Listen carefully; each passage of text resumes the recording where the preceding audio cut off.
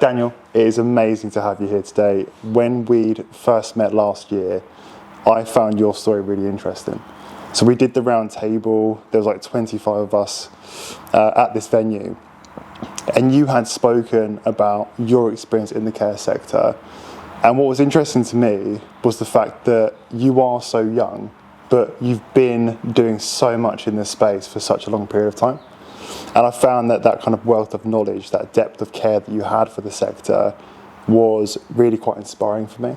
So 12 months on, having known you now for that period of time, I have seen all of the things that you've done for the space.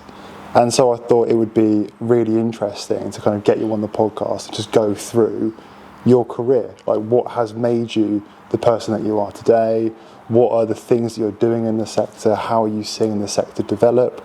And ultimately, I think it's interesting for people who have that entrepreneurial spirit to marry it up with the passions that they have. And you seem to exemplify that. So it's lovely to have you on. Thanks for having me, mate. Yeah, anytime. Okay, so I normally like to start it thinking about someone's childhood, simply because, having spoken to quite a few people now, their childhood just bleeds through their entire life, and where they were as kids and what they experienced as children massively impacted the kind of individuals they are today. So having kind of heard a few things about your childhood and your dad's kind of business, it'd be great to start there. So what was childhood like for you? So childhood was great. Mum and dad are very much in love with each other. Yeah. Great role models to look up to. Yeah.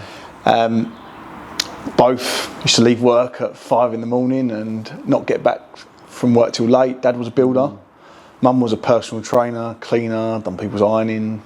And then, so my parents would drop me off to my nan's. Yeah. My nan's house. She lived in a council estate, a place called Pitsea in Essex. And she'd get dropped there before my parents go to work. And my nan was this person that would invite the whole community in. She'd look after all children in the community. And there was this one young lady called Judith who had learning disability. So I spent my days that was with my nan with Judy and looking after her with my nan. And I think that's the earliest memory I've got from actually taking care of someone, looking after someone, and where that deep-rooted care's come from. How old was Judith and how old were you?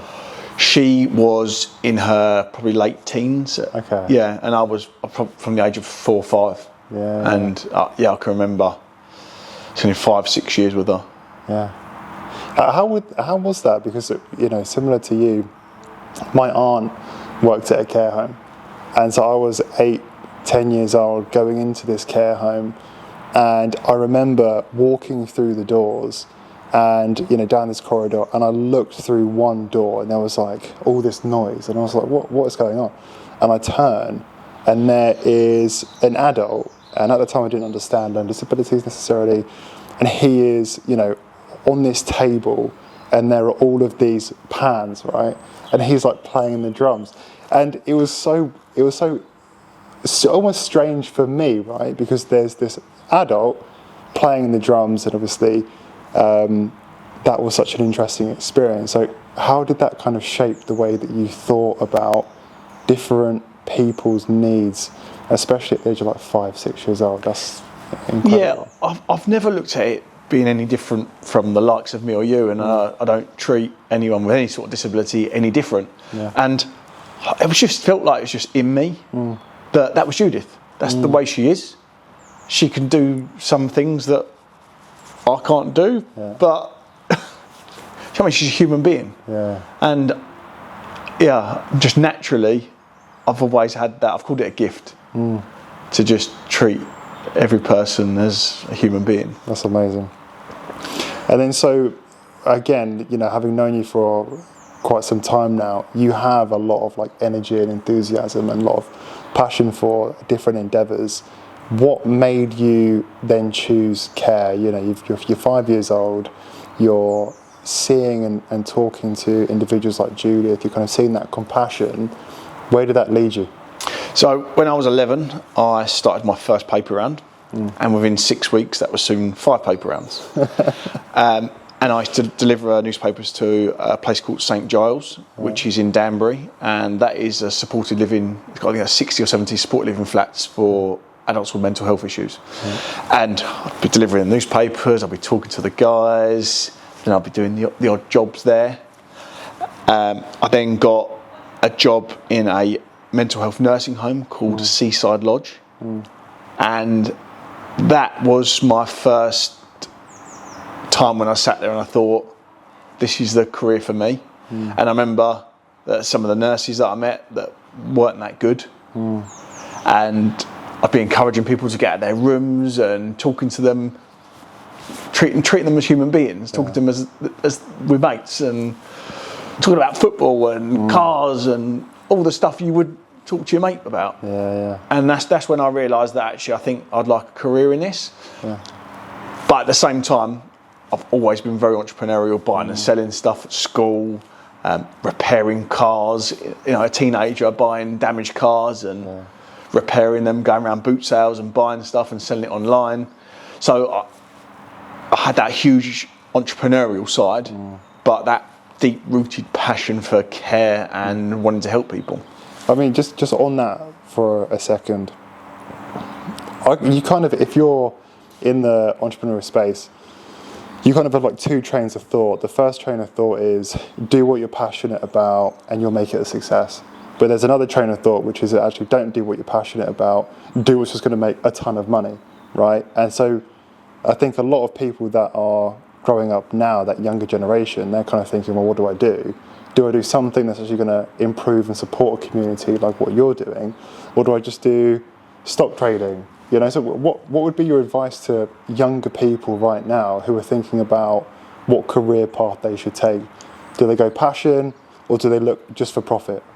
Now at the young age of 39, I'd honestly say if you can find passion and purpose in something you do every day, you never work another day again. And we'll go on to talk about this, about when I sold my last care group and how I felt after that.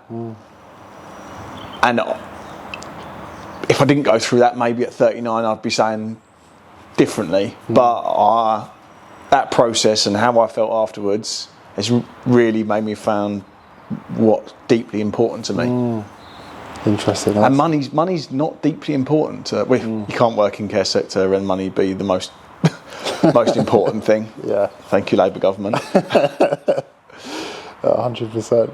So so you became a mental health nurse, and you started to work in Seaside.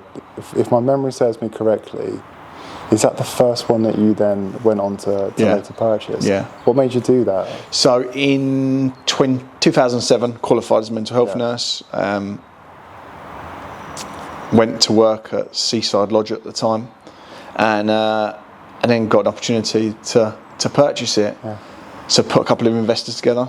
One being my sister. My sister was a legal secretary in London. Really caring girl. I say girl. She's 10 years older than me. Got on the phone. We put a deal together and got on board, and we bought our first care home. Wow. And we changed the name to Seaview House because it had a sea view from the top floor in Clacton-on-Sea. And then after about, I think, 12, 13 months, the entrepreneurial Dan was, we've ironed out a few issues that this home had. We've added some extra bedrooms where we can. This is where the background of being on building sites with my dad from a young age as well comes in handy. I walk into a care home and I see things differently. I'm like, hold on a minute. This doesn't work for people with complex needs and behaviours. So I added a few bedrooms onto to Seaview House at the time, and then the hunger to go and find other care businesses started. And then I found a beautiful, beautiful care home called Peter House, and I say it was beautiful. It had a lake and it had 14 acres, it had woodland. Wow. But the home itself hadn't had a penny spent on it in 20 years, and I remember sitting in the car and sobbing and just being like, I couldn't believe how, not just how people were treated, because I think the care element was there, the staff that were there really cared for the people that were living there, but just how the living conditions, and I just said to myself, I need to find a way of buying this. So I refinanced the first home we bought, released some equity, and went on to buy Peterhouse, and then another home called The Retreat that was owned by the same owner. Right. And I got to work on it. I completely remodelled it, transformed it, converted barns on the site to support living flats, built bungalows on it. What year was this? 2000, and I bought it December 2010. Yeah, and I think that's so important. And again, there's things to discuss, especially in like recent history, where it seems like more people are coming into the sector and they're looking at supported living as more like an opportunity rather than, again, from like a very compassionate perspective. So that's something to discuss. 2010 is almost like you're just ahead of the curve at that point, right? With the supported living stuff. I was like 23. Yeah, which is like, again, inspiring. Right? I look back at the old pictures from when I was with Alden, and I just couldn't believe how young I looked. And it's I just still struggle to get my head around it on how I was so level-headed and able to kind of lead a team and look at. I was doing the construction side. I was managing director of a large organisation. Just at 23. So, like, again, you know, I'm 28 now, and I'm in the process of buying a nursery myself, right? Having never had experience, especially in like physical locations, it's been quite insightful for me to go through that experience. And a lot of the inspiration to do that was knowing what you had done by the age of like 21, 22. It made me think, oh my God, there's so much that I could be doing additional to what I am doing. But in trying to find those physical locations, and specifically ones where I think there's a lot of areas where it can be improved, right? It's not been the easiest journey. It has not. And I can see the experiences that I've had and the way that I've thought about them. And I'm always wondering, is this how someone like Dan would think about them, right? So for my own like peace of mind, or for me to like take away and think about, when you were going through those initial services, what was running through your head? Like, how were you doing that? Because you were so young, right? So were you scared? Were you nervous? So I've never been scared or nervous, and I don't look at risks the same as most other people. Yeah. And I look at it that I'm going to create a home for these vulnerable adults, a place they can call home. And what I want, and touch wood, it happens. It happens, is that I want people to walk through, and I want them to look at their surroundings and go, is this my home? And they have done that with our new service in Chelmsford, and a few of the other services. Every single one walks in and they're like, is this my home? And I feel privileged that I can say, yes, it is. Yeah. And I've made that happen. Wow. The individuals that you're supporting, where were they before they were with Calm Futures and the services that you've recently brought? So a lot of them were in long stay hospitals, in other homes. I still think it's unbelievable that when we go and assess people that are in other supported living or other residential homes, the standard of these homes. What is the standard? There isn't one, I don't think. I think it's so, you can walk into one that's all singing, all dancing, great care, everything else. You go into another one that hasn't had a penny spent in the building, but the care's great. Or you go into another one where the care's shocking. It's tough. Obviously, it's a really tough sector to recruit. It's always going to be a tough sector. You're dealing with people's lives, and when you've got people, local authorities or the CQC coming in, they're inspecting. They're inspecting on a framework, but they're a human being, so they will see something different to the next inspector walking in, and that's hard. And I don't know how we can change that. Maybe AI. Maybe AI could help with that. Are you using AI at the minute for anything? We're in the process of implementing a new AI platform. Yeah. There's some absolutely cracking systems out there where you can go and assess a new client. You can go in the app, press record, and when you're talking to them, talking to the family, talking to the member of staff that supported them, it'll capture all that data and then stick that into an assessment, create care plans, risk assessments from that. Wow. If you think how much time that's going to save and enable that staff member to then go and spend that on the floor with their team, where it really matters. Would you say there's like a difference then in like you can capture the data, which is like one really important point. And I guess what's interesting as well is like if you're in a conversation, one of the toughest things to do is to simultaneously listen to what someone's saying and then have to write those things down. You know, you end up going shorthand on the writing and you're not really listening. So by being able to capture that data via audio and then that AI is able to transcribe that, it can then produce all the documentation that then supports the individual who's taken the assessment. Do you see that being the benefit of AI rather than replacing everyone and robots? Do you think robots are going to happen? I think robots can happen with meal prep. I think you can have a chef that's a robot that could probably be the best chef in the world because they've got all the recipes on the web to use and that side of things. I think you can have robot cleaners. I think that care element, it needs a human touch. And even just like note writing. If you can pick your phone up or the tablet that you got in a service and talk to it of what that person's done today, that's going to save you 20 minutes. That's 20 minutes more that you can spend on the floor, that you can spend sitting with them talking. What are your thoughts in terms of developments in someone's home? You know, you're bringing people in that have quite complex needs.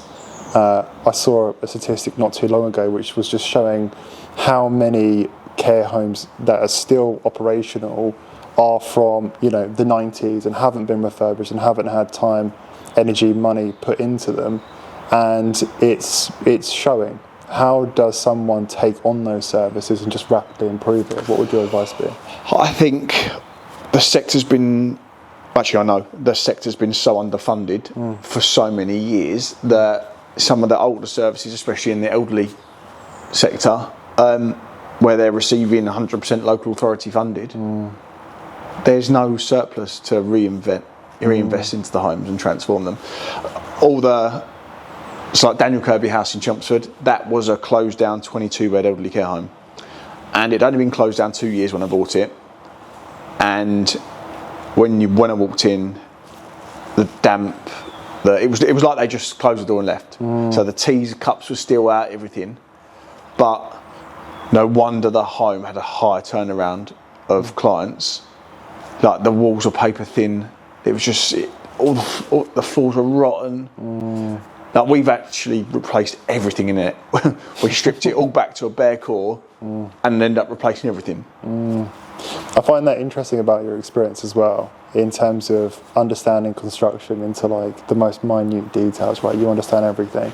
And I think that can lead you to, you know, solving for the long term, because you can just see kind of how those investments compound over the course of that asset. So when we was building the first lot of supported living apartments, bungalows back in 2011, what I've learned from that is we'd do things, I'd do it like a normal house. 6 weeks later it'd be broken. Or there'll be a hole in the wall. And so what I've learned over the years is actually, do you know what, we have marine ply behind the plasterboard. We try and not have any sharp edges, so we try and curve them off. With the blinds inbuilt into the glass, because put a blind up, it gets pulled down every 5 minutes. Either underfloor heating or infrared fleece heating in the ceilings, so there's no rads to pull off the walls. Concealed shower heads in the ceilings, and each bedroom has its own shut off. So if they was to pull a sink or a tap off, we can shut that room down and it not affect the whole home. Really? And everything in every single room and every flat is the same throughout. So we have stock on the shelf, so within a few hours it's replaced, sorted. Someone doesn't have to move out their room for days. Where before, you know, if they flood their flat, they'd have to move out for a couple of months while we refurbed it. And do you try finding respite or an Airbnb or a caravan to have for a few weeks for someone with real complex needs without them smashing it to pieces? What's who are you working with to do that? Is it you're sourcing all of the materials, then you're building it yourself? Do you have someone else that does it? Because that must be a very niche kind of build, right? It sounds very unique. How are you doing that? So in 2012, previously I'd be getting all the trades in to do various jobs, and I was thinking, hold on a minute, I'm still dealing with all the ag, dealing with builders day to day. That ag might as well become mine. So that first started as in-house. So within Aldenat Care, we employed some builders, and then in 2015, I transferred them over to my own construction company and set my own in-house construction company up. So we've got 5 or 6 guys within that. Some of them have been with me since 2015. Really? Yeah. So I still manage that. Yeah. I still manage the builds. I love looking at a building and showing them what's possible. Because what I see out these eyes is not what a lot of people can see. Yeah. How do you think that, you go into a service and you're with your construction hat on for the last 10 years, seeing all the potential risks as well as all the potential opportunities to make it a safe environment? Are you seeing people creating supported living environments and cutting those corners knowingly or unknowingly? What are some of the risks that people should really look out for getting into the space? I think a lot of people are trying to get into the space or getting into that space with very little experience, so they're going to potentially have the same issues that I had when I first got into it. Especially radiators on the walls and stuff like that can easily be pulled off, and certain design features of a normal house that a person that we look after can hurt themselves on or hurt a member of staff on. Interesting. So going back to Aldenat, you had started to grow organically. Were you buying services? What was the main so I was buying services. I bought another closed down children's home in Harlow. I converted it to 6 supported living flats. We leased a few properties, and back then it was so difficult to get a landlord to agree to rent to us, or let alone someone with a learning disability. It's mental, even in 10 years, how much that's moved on now, because the word learning disability, everyone would freeze up and wouldn't want them in their rental property. Why has that changed? I get bombarded with landlords that would like to work with us. I think I've got a few that we work with, but I see huge benefit if we're in the property arm, if we're buying them, we're refurbing them. If something breaks, I deal with it quickly. I don't like relying on other people, especially when you've got people's lives. I've got 105 beds in the group now, and that's 105 lives that's on my shoulders, let alone the 400 staff that we now employ. And I want to be able to deal with stuff quickly. How do you find that stress? Do you find it stressful when you think about that? Because what's interesting to me is sometimes you have a conversation with someone and they will use the terminology of just saying we have X number of beds, but I feel like whenever I've spoken to you always talk about the fact that these are individual people that are basically under your guardianship, right? They are cared for by you, and you're humanising that, whereas sometimes it feels like people kind of get away from it a little bit. So how are you able to deal with that? Is it stressful? Is it difficult? I'm very fortunate that I don't get stressed. I have a real good team around me. I like to be visible in the services, and obviously with some of the recent acquisitions, they're quite spread out. And last month I managed to get around every single service in a month. But I couldn't do that every month because that takes your time away from actually, The whole month. Yeah, literally the whole month. And spending 4 hours in a car for days on end is not a good use of your time. But I find it incredibly important to go into the services, to talk to the people we support, talk to the staff, find out what's going on. I love knowing what's working well, what's not working well, how we can improve. I like bringing staff members together so they can all learn from each other, especially from different services. We had a Teams call last week just from our new Hertfordshire division, and we had 49 members of staff on it. Really? And it was lovely to hear some of their ideas about outings, about different things that other people hadn't thought about. And how do you make those decisions? Some people say, again, it's not like everyone has a lot of money to utilise for those services. Like some people, especially with the national insurance increases, are barely keeping their head afloat, right? So you have to make that conservative decision, which is, if I do these things, will it ultimately disrupt the entire business? Can I afford to function? And ultimately be able to pay people really well. So when you're looking at those financial decisions that you have to make, which ultimately will be beneficial to the individuals, how do you make that decision? So it's something that I have to have a tight balance on, because my passion and my heart, I lead with that, and I want to make stuff happen. And I think that's where, with my last business, where I was MD, I was finance director, I was registered nurse, I was maintenance, I had so many hats on that I didn't actually have a hold on the financial performance of the business.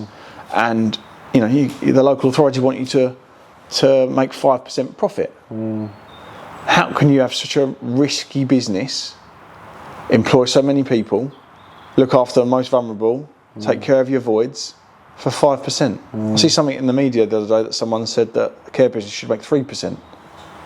It's just ludicrous. Yeah, how do you keep the lights on when your risk tolerance is 3%? I think there always needs to be a fine balance. We can't make it an industry that is so lucrative that we get people in that don't care. You need to be in care because you care, but you need to earn an okay living out of it. Like what we're seeing in the last 6 months since the National Living Wage increase and the NI is catastrophic for the care sector. Now, care homes are now cutting back their second chance. What's the word I'm looking for? The second, when you think about something twice. They're cutting back on their think about something twice. So for instance, rather than getting another member of staff in, they're going, actually, we won't get another member of staff in. And you've got your core team, and then you've got like your contingency plans. Your Care home operators main focus should be quality of care, and now they're focusing on cash flow. They're focusing on how they can cut back to make them still be around next year. Yeah, I mean it's interesting you say that, because we've had a lot more inquiries this year from care providers who are trying to provide fantastic levels of care, but ultimately have to be very conscious about their staffing ratios, because if they are overstaffed to any degree, on paper, it may be different when they're in the service, that is going to drastically increase their costs, and ultimately they make the business non-viable. It's very hard to then run that. So they are asking for us utilising contingent staff members to basically provide that support, so that they have the staffing ratios needed, but they're not exceeding that with like FTE staff, so that effectively they can still operate and keep it really lean. But that is a challenge ultimately, because if you then lose any members of staff, then you're losing that quality of care. Those individuals who are the most vulnerable then don't have like a consistent individual that they're seeing on a daily basis, and then that can be really disruptive to their mental health, right? So I think the same thing goes with, if you look at farming, you have this like pendulum swing. Back in the day, farmers were making a lot of money. They were making so much money, they were like pledging it to churches, right, and building all these beautiful churches. But now they can't even keep the lights on. if you're kind of looking into a crystal ball, Dan's crystal ball, for 5 years from now, 10 years from now, how does the central and local government have to adjust their thinking so that the pendulum doesn't swing so far that all of these individuals who are at risk are ultimately, without home? How do we stop that? Well, they did the cost of care calculation a few years ago, which showed they were underfunding care by about £300 a week, and they ignored that. So you can't spend all that money out on doing something like that, and it give you some data, and then you choose to ignore it because it costs too much. Yeah, it's inconvenient. The outcome of that is inconvenient. Yeah. And we're dealing with people's lives when they're the most vulnerable. And I think in 20 years' time, the elderly care market's going to be very different. I think if you think about the type of person that goes into an elderly care home at the moment, they've got a house that they've sold or savings. If you think of our generation, people aren't buying houses, they're renting. So when they get to the time of needing a care home, they're not going to have a house to sell. No. They're going to be looking for 100% local authority funding. So where's that leave the private market, or even the majority of elderly care homes that they have half private and half local authority, and the half that are private are propping the business up. Without them, it wouldn't survive. That is unsustainable then, isn't it? Also? It is unsustainable. And I think, I've used this analogy when talking to lots of friends, and I was on another podcast a little while ago that wasn't care related, it was business. And when I said that the local authority pay about £800 a week in an elderly care home in Essex, they went, wow, it's incredible. But then, how much would you say to stay in a travel lodge for one night? How much would you pay for 3 meals? Yeah. How much would you pay for care, someone to do your laundry? It adds up. Yeah. I mean, I was at a Premier Inn just by the motorway. It cost me £200 for a night. I didn't get a meal or anyone to help me. It was just me, right? That is a challenge. So, looking at Aldernet and did you have any elderly services with Aldernet? So, not within Aldernet. In 2013, an old boy that owned the elderly care home in my village, where I live in Little Braxted, he phoned me up and he said, Dan, there's a newspaper article in our local newspaper about one of my acquisitions in there, and he said, look, I've read up about you. I'd like you to buy my care home. And I said, John, with as much respect, thank you very much for the offer, but I don't do elderly. He said, Daniel, come see me. I want you to buy my elderly care home. And I've never been in there before. I went in there, and it was another one of these that it was a fantastic home. The staff were beautiful from the inside out, but the home was just left to ruin. And I actually done a deal with him right there and then. He left some money on the table for like a management buyout type scenario, so I didn't have to put too much down up front. And I got to work on that and refurbed it and added a few extra beds on. So it's now a 14 bed, 100% private. It's a beautiful home. My nan's lived in there. My great aunt, my wife's nan's currently living in there. Really? And I think there's merit for these smaller homes, smaller boutique homes, because I walk in there and I just get this overwhelming feeling that it's a home and it's not a 5-star hotel.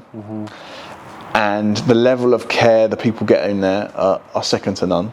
Just recently we've had a lady move in that's not been out of her house in 5 years, not walked for years. Really? And she's with staff assistants, she's been getting up and walking to the toilet. Wow. And she looks like a different woman. Really? A completely different woman.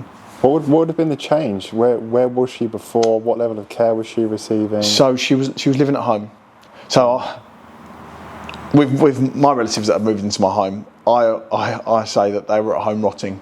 They were at home rotting, spending 24 hours pretty much on their own, or having a carer come in for 15 minutes, half an hour a day to help with stuff. And that's not a quality of life. No. And just being around other peers being around staff and having that interaction. My wife Dan's been in there he's been in the home 4 years. Really? We thought she had weeks to live, and she's like, it's a new lease of life. Turned around. Yeah. Wow. When would you say someone should look to move into a care home? I think that these retirement villages are great, especially some of the new ones that have got paddle courts and swimming pools, and it's a lifestyle. So if one of you deteriorates, it doesn't mean that both of you do, and you can socialise, and unfortunately as you get older you can move through it. You can move from the houses to the bungalows to the apartments to the care home. Yeah, I think we'll be like 80 playing paddle. 100%, 100%, 90.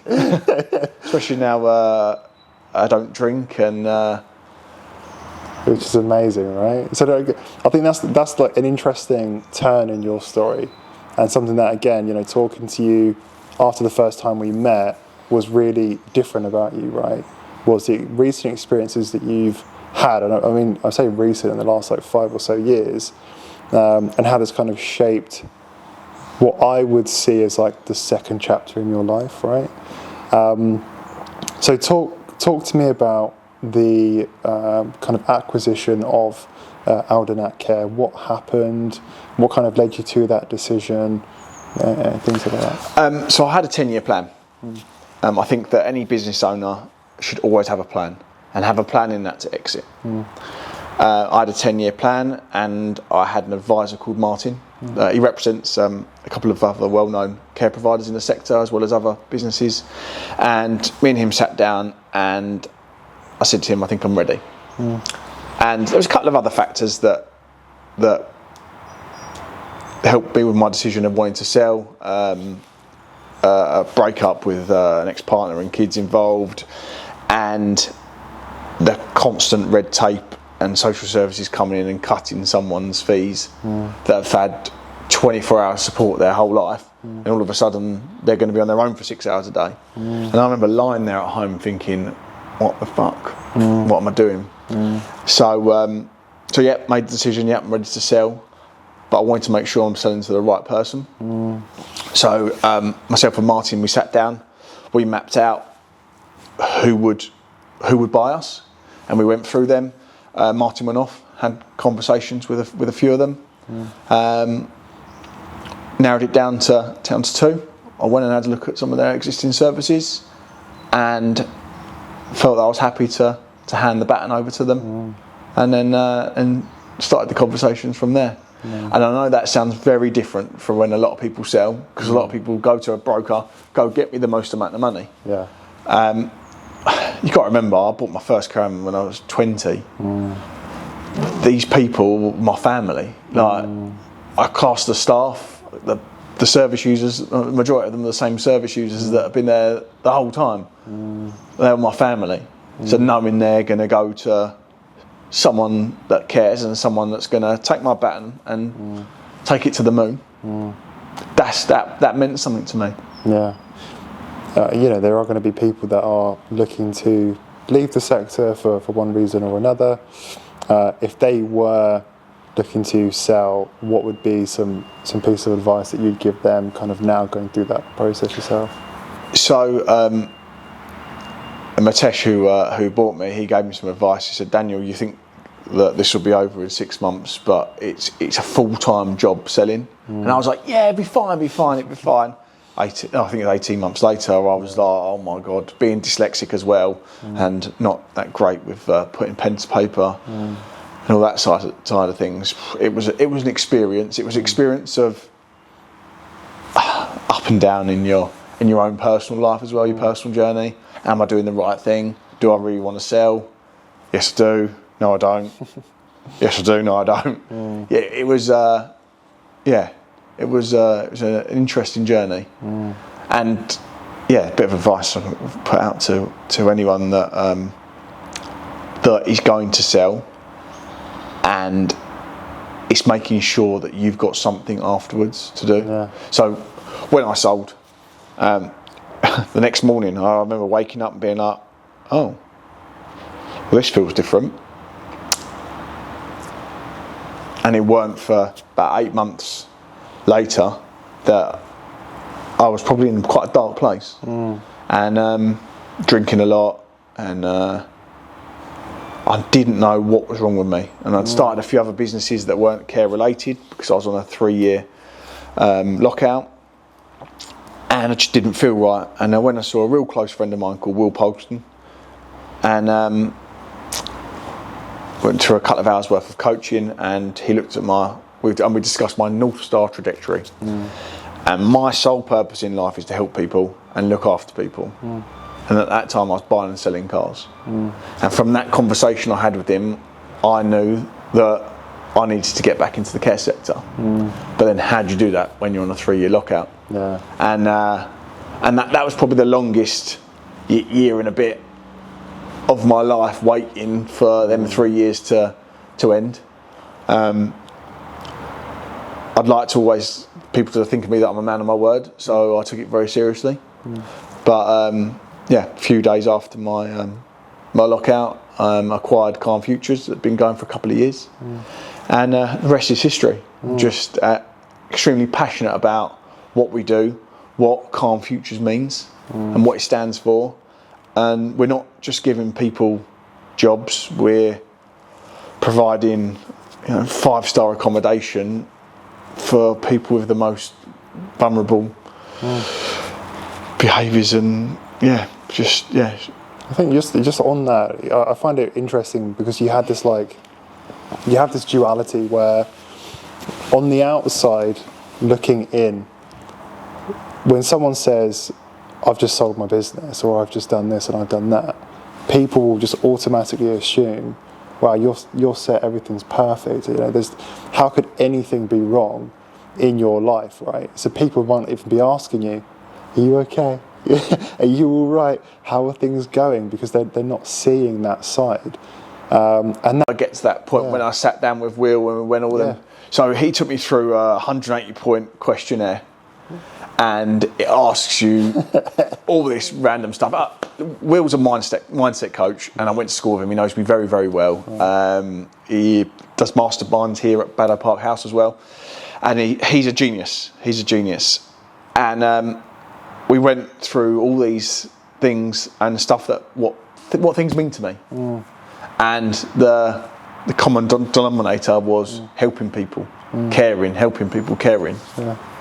And that's when at the end of that conversation, it just weight lifted off me, and I was like, I'm going to get back in. Okay, so you start thinking about going back into the sector, having now come into the space for the second time.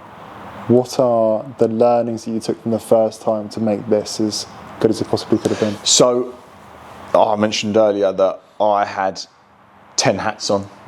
So having the right people in the right seats, the right operations director, the right managing director, the right finance director, the right training, the right properties from day one.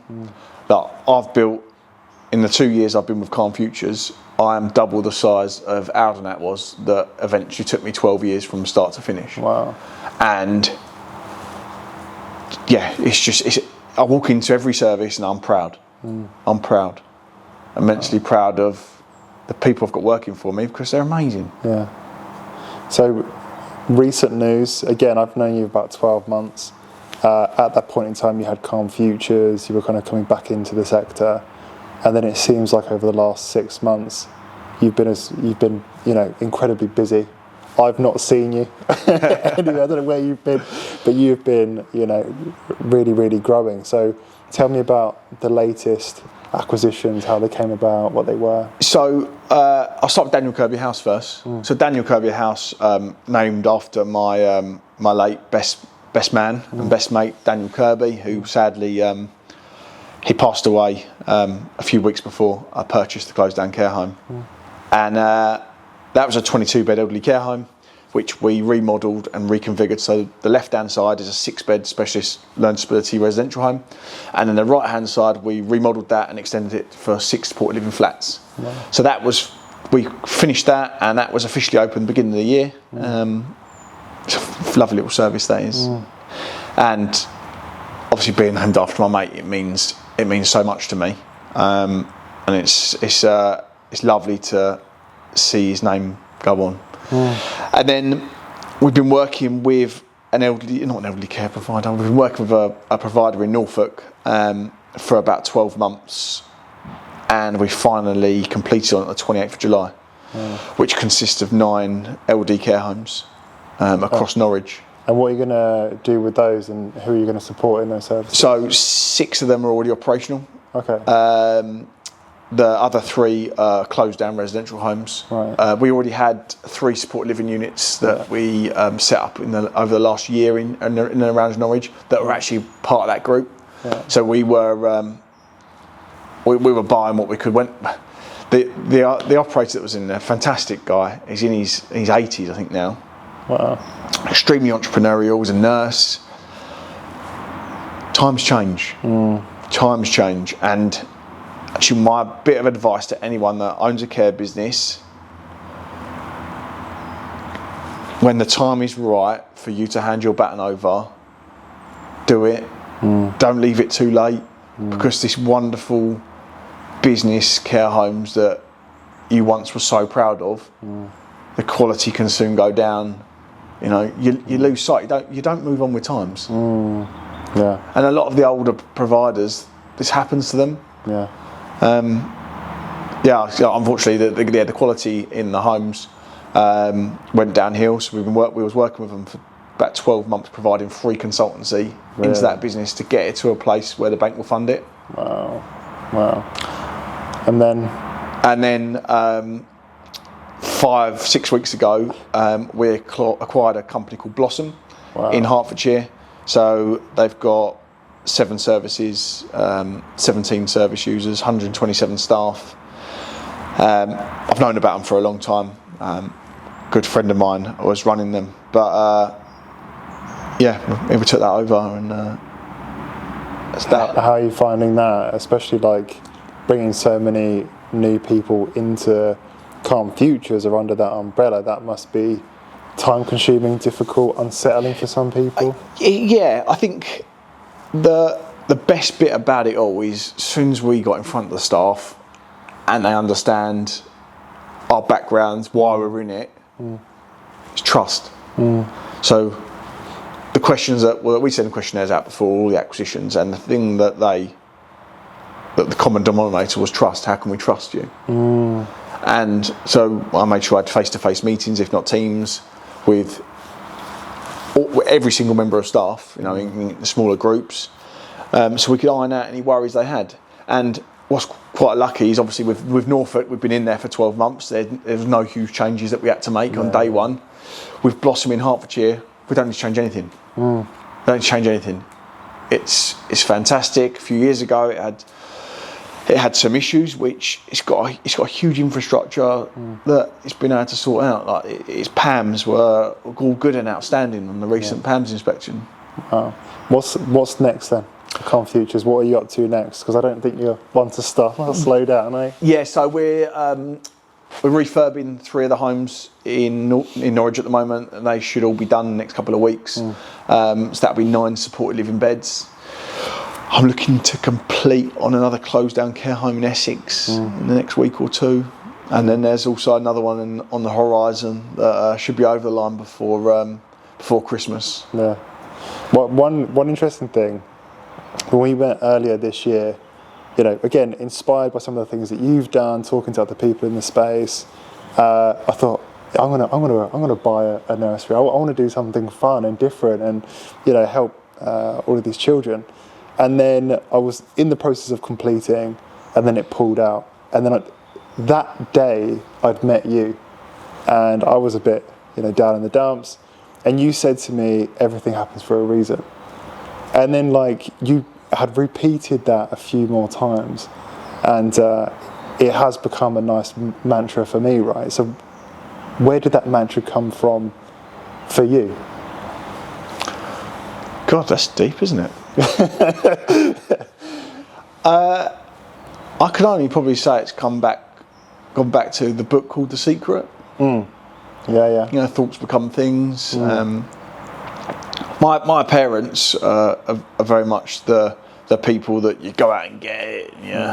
You work hard, And if you work hard enough, then you can achieve whatever you want to achieve. I don't quite think that they expected me to achieve what I've achieved. No. They even said they were proud of me in the birthday card a few weeks ago, which was a shock. Yeah, it's written down. Oh my God, I can't believe it. You say about scars, actually. Scars making you the person you are. So, you can imagine being at school, being ginger. I had a terrible time. My parents liked to put me in second-hand school clothes as well, and I had a different colour blazer to everyone else in the whole school. Really? And yeah. So people could see you then? Other people could see me then. You couldn't hide? Couldn't hide. A bright orange hair and a different colour green blazer to everyone else. Lovely, thanks Mum and Dad. But them scars I look at them, back then you look at them going, you could carry them through your life as something negative. I carry scars, and I think we should all carry scars as something positive. Hold on, that's going to give me some grit here that I'm going to go do something in my life. Yeah, no, that's amazing. The advice that I had once was make your mess your message. So I was 18, turning 19, and I had a very different career plan than the one that I'm on now. But I was diagnosed with cancer at the time, right?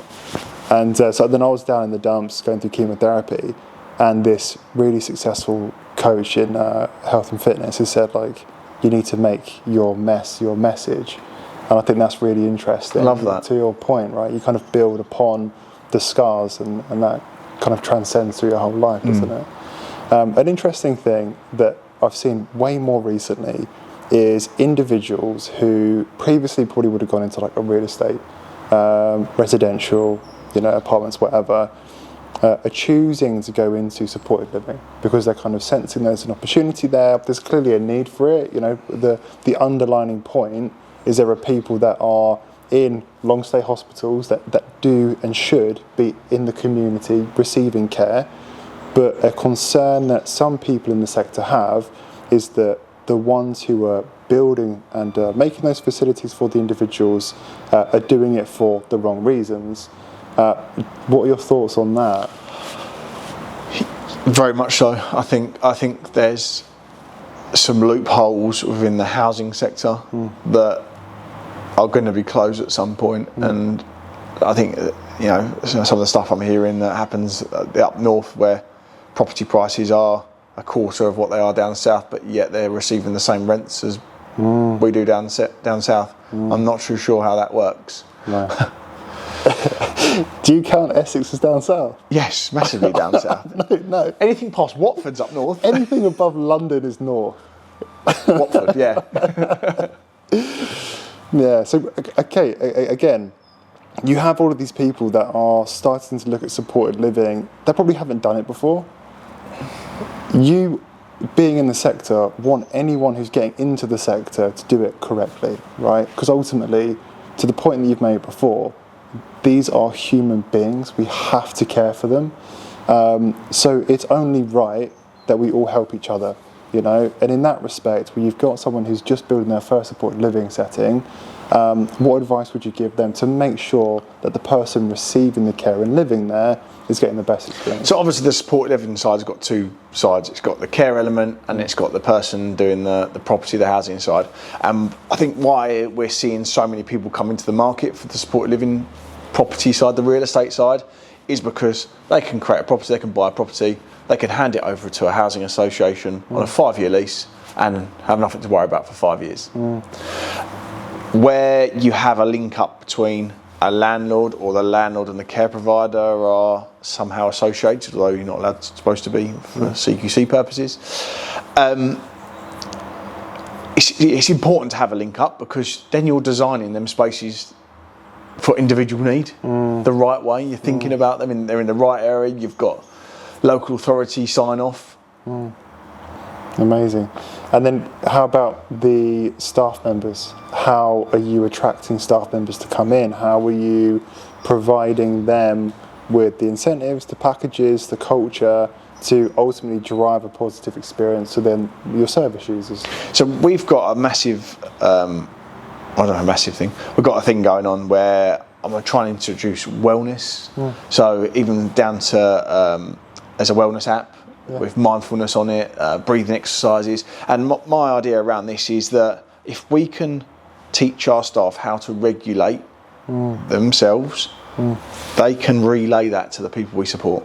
Yeah. So there goes the years of having to use PRN medication to sedate people when we can actually sit down with them and regulate them naturally, take them out for a walk. I just think about my 7-year-old son when he hurts himself or something, and I look him in the eyes and I slow his breathing down, pain goes away. Amazing. How have you found your children being involved in your career and your business life? Are you involving them a lot? How are you like getting them into that side of things? So every weekend, bless my family, they get dragged round either a building site or into my homes, whether it's Little Oaks or Daniel Kirby House. I think it's really important for them to see what I do, and also important for the people we support to see children. Yeah. And my kids are so relaxed around the people we support, and going there and high five them. It's lovely. It's lovely to watch, and I can see the caring nature coming out that's clearly in them, that are coming out when they're talking to them, and that's lovely. Yeah, that's amazing. There's domestic staff, or a push for domestic staff now due to changes in like international staffing and those visa applications, things like that. Has Calm Futures been adversely affected by the restrictions on overseas staff? So there is still a huge pool of overseas staff that are here in the UK that are on licences with other care providers that aren't giving them the hours. So there's a huge pool still available for them, but my worry is when that dries up. Amazing. So in regards to the international staffing piece, if you looked at the statistics, you had a slight increase in the workforce in care in general, but made up of that, you had a decrease in domestic staff who were working in the sector, but you had an increase in international staff. Now that international staff are being restricted, but you still have those displacements, we're having to rely on more domestic staff taking jobs. But young people still look at social care, and they have a stigma towards it. So I think that's a massive misconception, but I'd love to understand from your perspective, how do you get younger people into the sector? I agree, it's a huge misconception, when in fact, if I look at all of my staff, they are getting paid to go out and have fun. They go to the football, the rugby, they go go-karting, they're going bowling, they get to go shopping, they eat out for lunch. They're out on the go all the time. And those are the days where you think of care, and it's wiping arses and dealing with guts and gore. It's so much more than that. Yeah. And for any youngster that's not sure about where their career is going, I would definitely recommend care, because there's ladders that you can climb. You can go work in senior management. It's got so many different outlets that you can work in, and nothing beats that feeling when you get home from work and knowing that you've done good. And that seems like the journey that you're on, right? You're kind of like finding these businesses, individuals who are looking to sell or get out of the sector, and you're going in there and you're doing the refurbishments. And I've seen that all the time through the latest developments that you have. What's next for you for Calm Futures? So what's next for me for Calm Futures is we've got a couple of acquisitions in Norfolk. They're closed down care homes that I'll remodel into 2 small residential homes. But I'm always looking for any care business that fits into what we do. It might be a closed home or something trading. I look at things quite differently to a lot of other operators, and I will also work with someone over a certain period to get that business to a point where it's sellable. I think it's interesting, and I think as well, you had the experience with Mitesh, which was like, this is an extension of me. I'm interested in selling, but it has to be to the right person. They have to kind of fit a criteria. because ultimately that person has to take on that business and ensure that it grows and thrives rather than kind of suffers and deteriorates. So like, I guess the kind of last question, and maybe the hardest question, is why should someone therefore sell it to you? I think that's quite easy, that I will take their baton on and I'll promise that I'll improve it, and I'll make the lives of the people you support or they support better, and for the staff as well. I'll take them on that journey as well, and they can look back in 10 years' time and be like, wow. Amazing. Any last words for anyone in the sector? How can we move the sector on in a positive way, finish on a positive note? I think it's hard to, I think it's really easy to get bogged down with, you know, the bloody government. They clearly don't want this sector to be what it is. They keep, actually, can we start again? Can you ask that question again? Do I have to ask it again, or can you cut it? What was the question you said again? Positive note, last positive note for people thinking about sector. My last positive note for the wonderful people that work in our sector is carry on hitting that drum, fighting for what you think's right and what we think's right, and together we're a voice. And we're seeing that with, you know, CAT's put Providers Unite together, and a lot of the other organisations all coming together, and we need to create that one voice, and we need to be that one voice, but we need a clear message of what we're fighting for. And I think at the moment there's lots of different voices from lots of different associations and platforms, when actually we need a joined up approach. We need to go, right, these are the 5 things we're all going to fight for. Amazing. Look, it's been a fantastic conversation. It has also been an incredible location as well. Some of the space, and hopefully we'll take some footage and we'll kind of go round as well, the place that you've taken us to is just unbelievable. You know, to go from a white background to this background is fantastic. So. And a huge thank you to a very good friend of mine, James Martin, that's pulled all the stops out with letting us use part of his wedding venue here at Baddow Park House. So we'll probably have a couple weddings. The videographer's going to have a wedding here. I might just get married here for the sake of it, and then hopefully we can also do an event here as well. Right, it's the perfect location between the north and then also London and anyone that's around the south. So yeah, be on the lookout. This could be someone's view. Eh? Hopefully mine. Maybe. Let's see. Hopefully not mine, because I'm already married. Cool. There you go.